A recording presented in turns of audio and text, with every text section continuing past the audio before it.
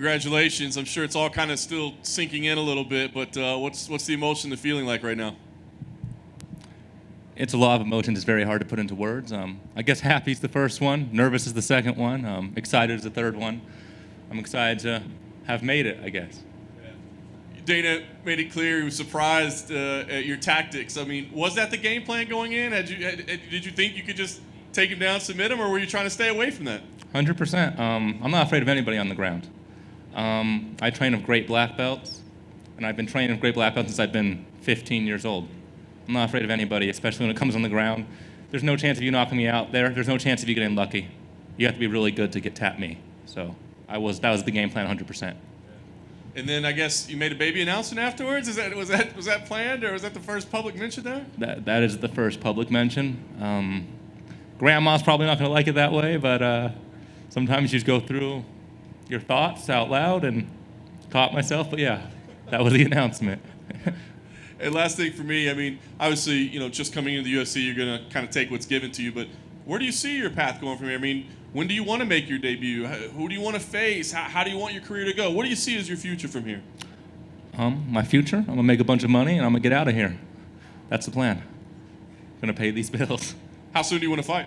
A little bit longer than 3 weeks, but soon. Over here on the other side.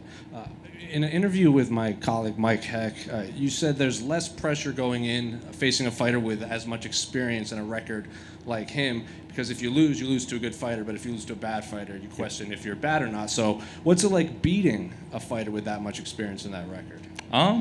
I thought it'd feel a little different, but honestly, feels the same. I haven't lost yet. I've lost in life, but I haven't lost a fight yet, and kind of just same old, same old. I'm really happy to get the win. I'm happy to get the contract. But he's a good fighter, and that kind of took away my anxiety because I didn't have to worry about losing to a guy who had no fights or who had a losing record. So I kind of just got to go out there and be myself. Does that O in the win column have any added pressure, or do you just not even think about it?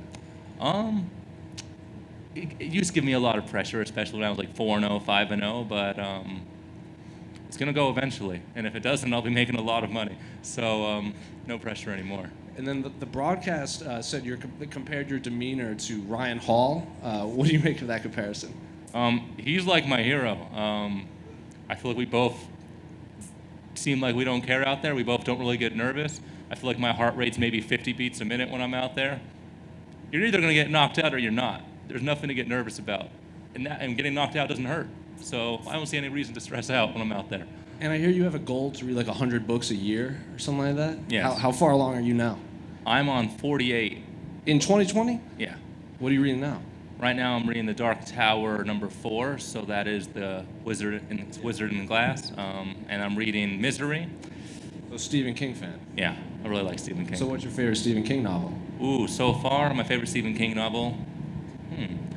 The Girl Who Loved Tom Gordon. It's an underrated answer. That's a very underrated answer. It's a great book. It's an underrated answer.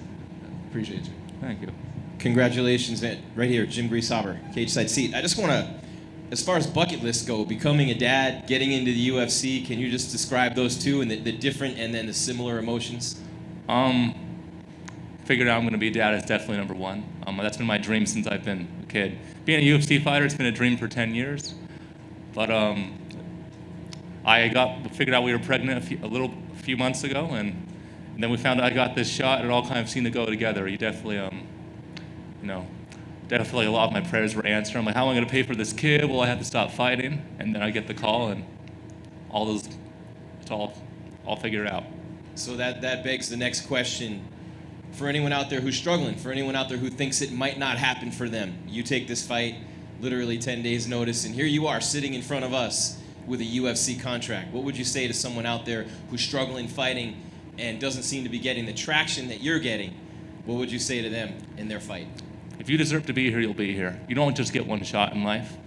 Only the lucky people get one shot. If you are good, you'll get all the shots you need to make it. What do you see from yourself the rest of this year in the UFC? Anybody in particular you wanna face? What do you have? I know you have a plan. You always have a plan worked out in advance, right? Yeah, 100%. I'm not sure. I wasn't sure I was going to make it this far.